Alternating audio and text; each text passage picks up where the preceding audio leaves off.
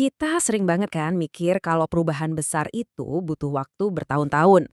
Tapi, gimana kalau saya bilang, cuma dalam hitungan minggu kamu bisa merasa jadi orang yang benar-benar baru. Nah, hari ini kita bakal bedah tuntas caranya. Lewat 4 pilar yang ternyata sederhana banget. Pernah nggak sih kamu ngerasa kayak terjebak, hari-hari rasanya lewat gitu aja, tanpa arah yang jelas? Pertanyaan di layar ini mungkin kedengarannya mustahil banget buat dijawab. Tapi ternyata kuncinya itu bukan di perubahan yang drastis, tapi justru di hal-hal super kecil yang kita lakuin setiap hari. Ini bukan cuma kata-kata motivasi kosong ya, ini bukti nyata. Perubahan cepat itu sangat mungkin terjadi. Bukan karena sihir, tapi karena kita membangun 4 pilar fundamental yang sebentar lagi bakal kita bahas bareng-bareng. Oke, ini dia peta jalan kita. Kita akan mulai dari konsep revolusi kebiasaan kecil, terus kita masuk ke 4 pilar utamanya, jebakan dopamin dari gawai kita, koneksi ajaib antara usus dan otak, kekuatan pagi hari, dan cara melatih disiplin. Nah, ini ide utamanya. Perubahan sejati itu soal identitas. Jadi, kamu bukan mencoba buat lari pagi, tapi kamu adalah seorang pelari.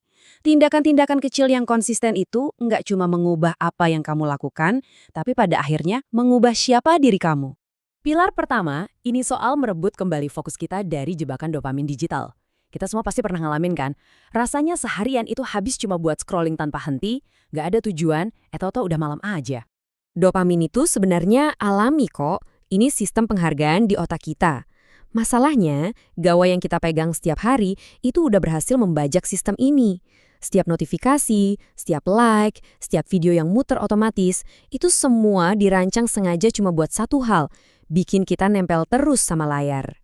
Gambar ini nunjukin siklus kecanduan yang nggak kelihatan, kita scroll, otak ngeluarin dopamin, kita ngerasa senang sesaat. Tapi pas rasa senangnya hilang, muncul keinginan buat ngulang lagi, dan lagi. Itulah kenapa susah banget buat lepas dari ponsel kita. Jadi kuncinya ya ini, kita harus secara sadar memutus siklus ini. Coba deh, batasi waktu di depan layar. Kamu nggak akan ketinggalan informasi penting kok, serius. Kalau emang sepenting itu, pasti nanti ada aja orang yang ngobrolin atau ngasih tahu kamu. Ini bukan soal jadi anti teknologi, tapi soal memilih buat hadir di dunia nyata. Pilar kedua ini ternyata tersembunyi di piring kita, koneksi usus dan otak. Kita sering banget makan sambil kerja, sambil nonton TV, terus heran kok rasanya capek dan gampang marah padahal nggak ada apa-apa. Jawabannya mungkin ada di apa dan bagaimana cara kita makan.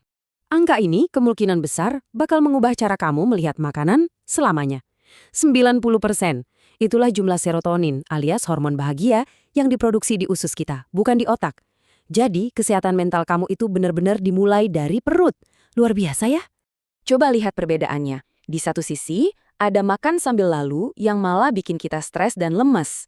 Di sisi lain, ada makan dengan sadar yang justru ngasih kita energi dan stabilitas. Ini adalah pergeseran pola pikir. Dari sekedar isi perut, jadi memberi nutrisi buat tubuh dan pikiran kita. Percaya deh, 1 jam pertama setelah kamu bangun tidur itu menentukan 23 jam berikutnya.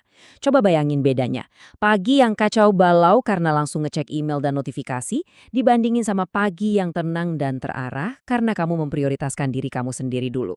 Fokusnya bukan di jamnya ya, tapi di urutannya. Begitu bangun, jauhi dulu distraksi. Lakukan refleksi, siapin diri. Intinya, kita memulai hari secara proaktif, bukan reaktif sama permintaan orang lain yang masuk lewat notifikasi. Lupakan soal buku harian. Menulis jurnal itu ibaratnya percakapan dengan diri sendiri. Waktu kamu nulis, kamu itu mindahin semua kekacauan dari otak emosional yang panik ke otak rasional yang bisa ngelihat pola dan nyari solusi. Kamu jadi terapis buat diri kamu sendiri. Oke, setelah pikiran kita jernih, sekarang waktunya membangun ketahanannya. Pilar terakhir adalah melatih disiplin. Dan ini bukan cuma soal otot, tapi soal gimana cara kita pakai tubuh buat nguatin pikiran. Nah, ini dia poin krusialnya.